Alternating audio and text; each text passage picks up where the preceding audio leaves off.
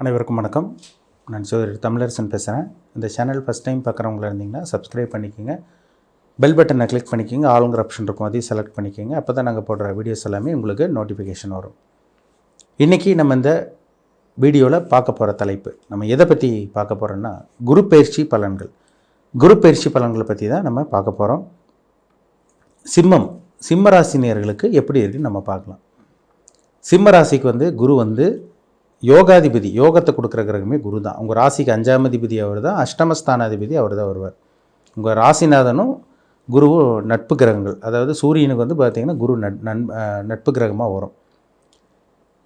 இப்போ சிம்ம ராசிக்கு பார்த்திங்கன்னா குரு உங்கள் ராசிக்கு எங்கே இருக்கார்? குரு 10ஆம் இடத்தில் இருக்கார், தொழில் ஸ்தானத்தில் இருக்கார். ரிஷப ராசியில் சஞ்சரிச்சிருக்காங்க.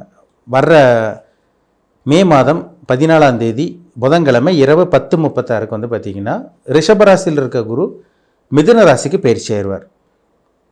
அப்போ உங்கள் ராசிக்கு 11ஆம் இடமான லாபஸ்தானத்துக்கு குரு வரப்போகிறார். இது ஒரு அருமையான குரு பயிற்சி.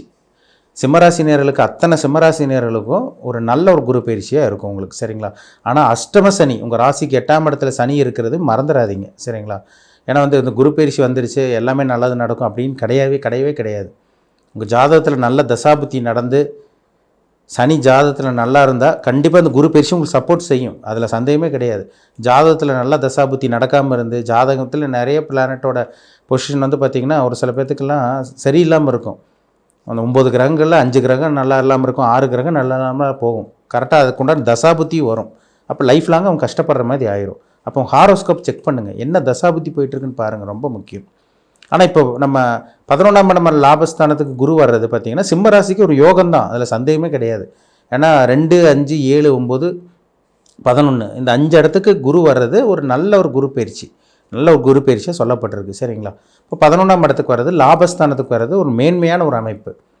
லாபம் கிடைக்கும். லாபஸ்தானத்துக்கு என்ன லாபம் கிடைக்கும்? நிறைய பார்த்திங்கன்னா ஒரு முன்னேற்றமான ஒரு வாழ்க்கை நீங்கள் வாழ்கிற மாதிரி இருக்கும். ப்ரொமோஷன் கிடைக்கும். ஒரு சில பேர்த்துக்கு, எல்லாத்துக்கும் கிடையாது. ஒரு சில பேருக்கு ப்ரொமோஷன் கிடைக்கக்கூடிய வாய்ப்பு உங்களுக்கு உருவாகும். பணம் வருங்க இந்த காலகட்டத்தில். குரு 11ஆம் இடத்துல இருக்கனால கண்டிப்பாக உங்களுக்கு பணம் வரும். ஒரு பக்கம் சனி எங்கே போட்டு உங்களை டார்ச்சர் பண்ணிவிட்டு அப்படி இப்படின்னு பிரச்சனை கொடுத்துட்ருப்பார், மன உளைச்சலை கொடுத்துட்ருப்பார். இருந்தாலும் இந்த குரு பார்த்திங்கன்னா எப்படியோ உங்களை ஓரளவுக்கு சமாளிக்க வச்சிருவார். பண விஷயத்தில் போய் சமாளிச்சிருவீங்க, எப்படியோ பணம் வந்துடும். அதனால் கவலைப்பட வேண்டாம், சரிங்களா? ஒரு சில பேர்த்துக்கெல்லாம் பார்த்திங்கன்னா திருமணம் பண்ணக்கூடிய வாய்ப்பு, கல்யாணம் பண்ணக்கூடிய வாய்ப்பு உங்களுக்கு உருவாகும் ஒரு சில பேருக்கெல்லாம். ஏன்னா உங்கள் ராசிக்கு 11ஆம் இடத்துல குரு இருந்து உங்கள் ராசிக்கு குரு பார்த்திங்கன்னா எங்கே பார்ப்பார்? 3ஆம் இடத்தை பார்ப்பார், துலாம் ராசி பார்ப்பார். அதே மாதிரி பார்த்திங்கன்னா உங்களுக்கு 7ஆம் இடமான கலத்தர ஸ்தானத்தை பார்ப்பார், கும்பராசியும் குரு பார்ப்பார். அப்போ திருமணம் பண்ணக்கூடிய வாய்ப்பு உருவாகும். இது எல்லாத்துக்கும் சிம்மராசிக்காரங்களுக்கு நடக்குமான்னு பார்த்தோம்னா கண்டிப்பாக கிடையாது. ஏன்னா அஷ்டம சனி போயிட்டுருக்கு, சில தடங்களையும் பண்ணும், சில பிரச்சனைகள் கொடுக்கும். ஆனால் ஒரு சில பேர்த்துக்கெல்லாம் நிச்சயமாக திருமணம் நடந்துடும். ஜாதகத்தில் நல்ல தசாபுத்தி, உங்கள் ஹாரோஸ்கோப்பில் பிறப்பு ஜாதகத்தில், ஜனன ஜாதகத்தில் நல்ல கிரகங்களோட தசாபுத்தியில் போயிட்டு இருந்துச்சுன்னா நீங்கள் கவலையப்பட வேண்டிய அவசியமே கிடையாது.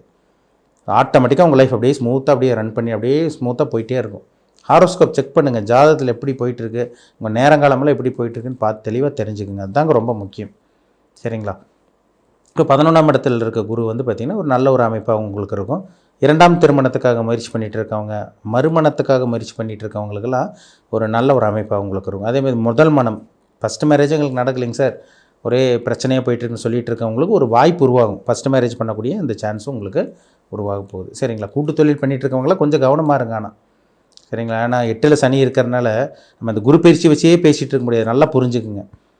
9 கிரகங்கள் பார்த்திங்கன்னா 9 கிரகங்கள் தான் மனுஷனே ஆட்டி படைச்சிட்டு இருக்கு. நம்ம அந்த குரு வச்சுக்கிட்டே நம்ம குருவே நல்லது பண்ணிடுவார்னு அப்படியே நினைக்கவும் முடியாது, சரிங்களா? அதுதான் உண்மை, சரிங்களா? ஏன்னா சனி கர்மகாரகன் சனி. அவர் 8லிருந்து சில தடைகளையும் பிரச்சனைகளையும் தேவையில்லாத சிக்கல்களை உருவாக்க தான் செய்வார். அதே மாரி நீங்கள் சமாளிக்கிறீங்களா? உங்கள் ஜாதகத்தில் நல்ல தசாபுத்தி போயிட்டுருக்குன்னு அர்த்தம். இப்போ உங்கள் ராசிக்கு 7ஆம் இடத்தை பார்த்திங்கன்னா குரு பார்க்குறாரு, 11ஆம் இடத்துல குரு இருக்கார், 3ஆம் இடத்தை பார்க்குறாரு. அதேமாதிரி உங்கள் ராசிக்கு 5ஆம் இடத்தெல்லாம் பார்க்குறது ஒரு நல்ல ஒரு அமைப்பு தான், இதில் சந்தேகமே கிடையாது, சரிங்களா? அப்போ திருமணத்துக்காக முயற்சி பண்ணிகிட்டு இருக்கவங்களுக்கு திருமணம், புத்திர பாக்கியத்துக்காக வெயிட் பண்ணிகிட்டு இருக்கவங்களுக்கு புத்திர பாக்கியம், இந்த மாதிரி விஷயங்கள்லாம் இந்த குரு பயிற்சியில் சிம்மராசினியர்களுக்கு அமையும்.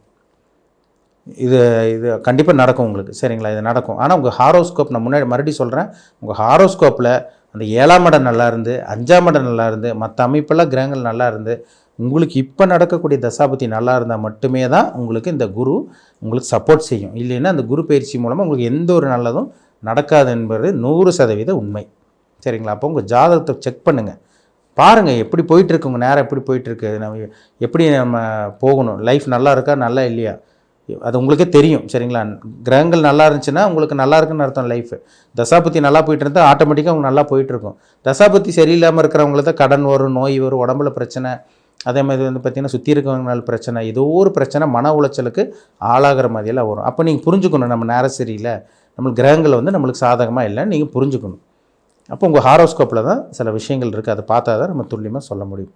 சரிங்களா? ஏன்னா உங்களுக்கு அடுத்தது மே மாதம் 18ஆம் தேதியே பாருங்கள், உங்களுக்கு ராகு கேது பயிற்சி. உங்கள் ராசிக்கே வந்து பார்த்திங்கன்னா கேது வந்துடுவார், ராசிக்கு 7ஆம் இடத்துல ராகு வந்துடுவார். அது ஒரு சூப்பரான ஒரு அமைப்பு கிடையாது உங்களுக்கு. சரிங்களா? உங்களுக்கு சனி சரியில்லாமல் இருக்கார், ராகு கேது சரியில்லாமல் உண்மையில் ராகு கேது உங்களுக்கு வரப்போகுது. அந்த குரு மட்டும் ஓரளவுக்கு சாதகமாக இருக்கிறனால உங்கள் ஜாதகம் நல்லா இருந்துச்சுன்னா நீங்கள் நிச்சயமாக தப்பிச்சிருவீங்க. அதனால தான் மறுபடியும் சொல்லிகிட்டு இருக்கேன். சரிங்களா? ஏன்னா ஒவ்வொருத்தரும் ஒவ்வொரு ஏஜில் இருப்பாங்க, ஒவ்வொருத்தரும் ஒரு ஏஜ் கேட்டகரியில் இருப்பாங்க. ஒவ்வொருத்தர் 20 வயசில் இருப்பாங்க, 30 வயசுக்குள்ளே இருப்பாங்க, 45 50 வயசில் ஒரு சில பேர் இருப்பாங்க. எல்லாத்துக்கும் ஒரே மாதிரி நடக்காது. அவங்கவுங்க ஏஜுக்கு தகுந்த மாதிரி சில விஷயங்கள் நடக்கும். என்ன நட்சத்திரத்தில் பிறந்தீங்களோ அதுக்கு தகுந்த மாதிரி சில விஷயங்களும் நடக்கும். ஏன்னா உங்களுக்கு சிம்மராசிங்கும் போது உங்களுக்கு வந்து மக நட்சத்திரம், பூர நட்சத்திரம், உத்தர நட்சத்திரம், இந்த 3 நட்சத்திரத்தில் தான் ஜனனமாயிருப்பீங்க, பிறந்திருப்பீங்க. அதுக்கு தகுந்த மாதிரி தான் சில விஷயங்கள் நடக்கும்.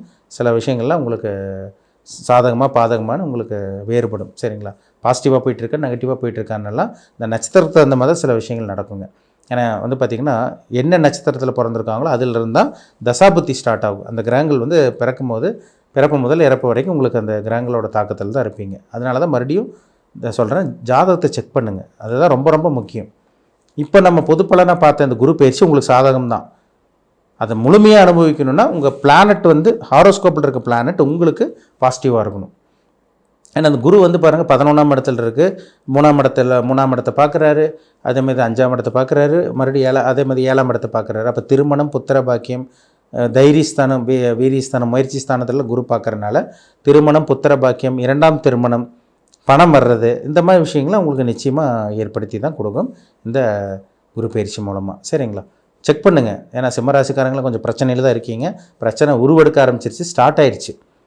ஏன்னா திருக்கணித பஞ்சாங்கப்படி வந்து பார்த்திங்கன்னா ஏற்கனவே சனி பயிற்சி ஆரம்பிச்சிருச்சு உங்களுக்கு. அப்போ இப்போ குரு பயிற்சி வந்து பார்த்திங்கன்னா உங்களுக்கு இப்போ வந்து பார்த்திங்கன்னா இந்த மே மாதம் ஆரம்பிக்க போகுது. சரிங்களா? அதே மாதிரி பார்த்திங்கன்னா மே மாதம் 18ஆம் தேதி அடுத்த ராகு கேது பயிற்சி உங்களுக்கு 4 நாள்லேயே ஸ்டார்ட் ஆகிடும் உங்களுக்கு. இதெல்லாமே உங்களுக்கு இந்த கூட்டு கலவையான இந்த கிரகங்கள் உங்களுக்கு பாதகமாக அல்லது சாதகமாக நடக்கக்கூடிய தசாபுத்தி உங்களுக்கு சாதகமாக பாதகமாக இது பார்த்தா தான் நம்ம 100% துல்லியமாக தெரிஞ்சுக்க முடியும். உங்களுக்கு நேரம் எப்படி போயிட்டுருக்கு, நல்லா இருக்கீங்களா நல்லா இல்லையா, நல்லா வாழ்ந்துட்டுருக்கீங்களா நல்லா இல்லாமல் நீங்கள் கடன் பிரச்சனை, நோய், வம்பு வழக்கு இதெல்லாம் போயிட்டுருக்கா, இது பார்த்தா தாங்க நம்ம சொல்ல முடியும். உங்கள் ஜனன ஜாதகத்தில் என்ன தசாபுத்தி போயிட்டுருக்குன்னு பாருங்கள். நீங்கள் என்ன நட்சத்திரத்தில் என்ன நட்சத்திர பாதத்தில் பிறந்திருக்கீங்கன்னு பாருங்கள். உங்கள் வயசு என்னன்னு பாருங்கள். அதான் ரொம்ப முக்கியம். ஏன்னா ஒரு சில பேருக்குலாம் வந்து பார்த்திங்கன்னா பிறந்த நேரம் தெரியலன்னு சொல்லிகிட்டு இருக்கீங்க. நேரம் ரொம்ப முக்கியம். பிறந்த ஜாதகத்தில் உங்களுக்கு டைம் போட்டிருப்பாங்க. சரிங்களா? ஒரு சில பேர் டைம் மாற்றி தப்பாக சொல்லிகிட்டு இருக்காங்க. கரெக்டான டைம் பாருங்கள். இல்லை ஜாதக நோட்டில் எழுதியிருப்பாங்க, டைம் எழுதியிருப்பாங்க. நேரம் கரெக்டாக இருந்தால் தான் உங்களுக்கு லக்னம் கரெக்டாக விழுகும். அது தெளிவாக பார்த்து தெரிஞ்சுக்குங்க. உங்களுக்கு சாதகமாக பாதகமாக, நல்லது நடக்குமா கெட்டது நடக்குமா, என்ன பண்ணணும் என்ன பண்ணக்கூடாது, பிஸ்னஸ் பண்ணலாமா வேண்டாமா, இல்லை வேலைக்கு தான் போகணுமா, திருமணம் எப்போ நடக்கும், புத்திர பாக்கியம் எப்போ கிடைக்கும், அதேமாதிரி வந்து பார்த்திங்கன்னா எப்போ நீங்கள் நல்லா இருப்பீங்க, எப்போ செட்டில் ஆவீங்க, எப்போ ஒரு உயர்தரமான ஒரு வாழ்க்கை அமையும், எப்போ வந்து பார்த்திங்கன்னா உங்களுக்கு வீடு கட்டுறது, நிலம் வாங்குறது, சொத்து வாங்குறது, நல்ல வேலை கிடைக்கிறது, ப்ரொமோஷன், சொந்த தொழில் ஆரம்பிக்கிறது, இது எல்லாமே உங்கள் ஜனன ஜாதகத்தில் தாங்க விஷயமே இருக்குது. அதில் தான் சில விஷயங்கள் ரகசியமே இருக்கும். அதை பார்த்தா தான் நம்ம சொல்ல முடியும். சரிங்களா? ஜாதகத்தில் நிறைய ரகசியங்கள் ஒளிஞ்சிருக்கும். அந்த கிரகங்கள் நம்மளுக்கு காமிச்சு கொடுக்கும். இது இப்படி தான் இருக்கும், இவங்க இப்படி இருப்பாங்க, இப்படி இருக்க மாட்டாங்கன்னு தெளிவாக காமிச்சு கொடுக்கும். சரிங்களா? செக் பண்ணிக்கோங்க, ஹாரோஸ்கோப் செக் பண்ணிக்கோங்க. அது ரொம்ப ரொம்ப உங்களுக்கு ஒரு யூஸ்ஃபுல்லாக இருக்கும். உங்களுக்கு ஒரு கரெக்டான ஒரு டெசிஷன் எடுக்க முடியும். கரெக்டாக நீங்கள் ஃபோக்கஸ் பண்ணி போக முடியும். எந்த ரூட்டு கரெக்டாக இருக்கோ அந்த ரூட்டை பார்த்து நீங்கள் போயிட்டே இருக்கலாம். சரிங்களா? பார்த்து தெளிவாக தெரிஞ்சுக்குங்க. மீண்டும் அடுத்த பதிவில் சந்திக்கும் வரை உங்களிடமிருந்து விடைபெறுவது உங்கள் சோதரர் தமிழரசன்.